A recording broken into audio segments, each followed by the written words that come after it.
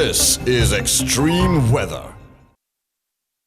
மேல் சபரகமுவ மத்திய வடமேல் வடக்கு மாகாணங்களிலும் அனுராதபுரம் காலி மாதிரி மாவட்டங்களிலும் அவ்வப்போது மழை அல்லது இடியுடன் கூடிய மழை பெய்யக்கூடும் என வளிமண்டலவியல் திணைக்களம் தெரிவித்துள்ளது.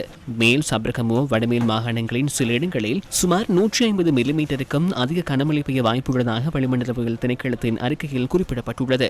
காலி மாதிரி மாவட்டங்களின் சில இடங்களில் 100 மில்லிமீட்டருக்கும் அதிக கனமழை பெய்யும் சாத்தியம் நிலவுகின்றது.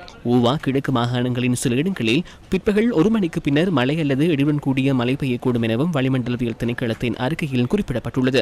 இடியுடன் கூடிய மழையின் போது ஏற்படக்கூடிய தற்காலிக பலத்த காற்று மற்றும் மின்னல் தாக்கத்தினால் ஏற்படக்கூடிய ஆபத்துக்களை குறைத்துக் கொள்வதற்கு தேவையான நடவடிக்கைகளை மேற்கொள்ளுமாறு வளிமண்டலவியல் திணைக்களம் பொதுமக்களை அறிவுறுத்தியுள்ளது. களுத்துறை அகலபத்து பகுதியில் உள்ள கல்லெக் நீர்த்தேக்கம் பெருக்கெடுத்தமையினால் அகலபத்து குடலிகம வீதியின் தூள்வெள்ள சந்தி வெள்ளத்தில் மூழ்கியுள்ளது.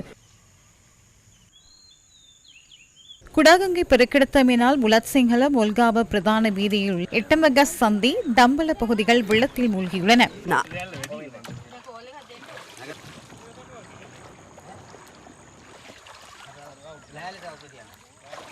புல்கொல்ல மகாபலி அணைக்கட்டின் 2 வான்கதவுகளையும் திறப்பதற்கான நடவடிக்கைகள் எடுக்கப்பட்டுள்ளன. இதிலிருந்து வெளியேறும் நீர் விக்டோரியா நீர்த்தேக்கத்திற்கு திறந்துவிடப்படுகின்றது.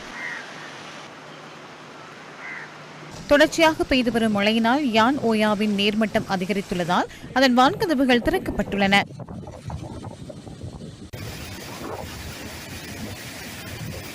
நேற்று முதல் பெய்து வரும் மழையினால் கிங்கங்கையின் நீர்மட்டமும் அதிகரித்துள்ளது.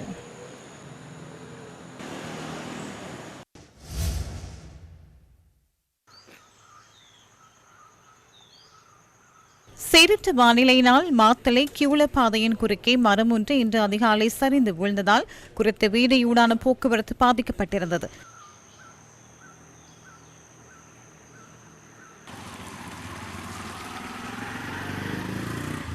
இலங்கை மின்சார சபை ஊழியர்கள் மரத்தை அகற்றும் பணியில் ஈடுபட்டதை தொடர்ந்து தற்போது போக்குவரத்து வழமைக்கு கொண்டுவரப்பட்டுள்ளதாக எமது செய்தியாளர் தெரிவித்தார்.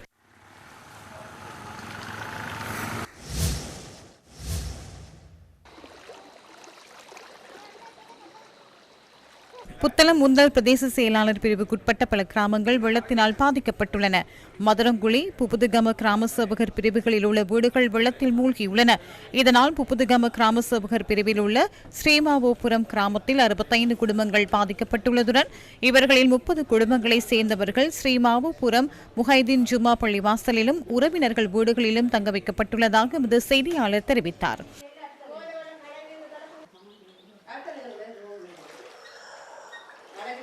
ஸ்ரீமாவோபுரம் ஆரம்ப பாடசாலையும் வெள்ளத்தில் மூழ்கியுள்ளது. இதனால் மாணவர்களின் கற்றல் செயற்பாடுகள் பாதிக்கப்பட்டுள்ளன.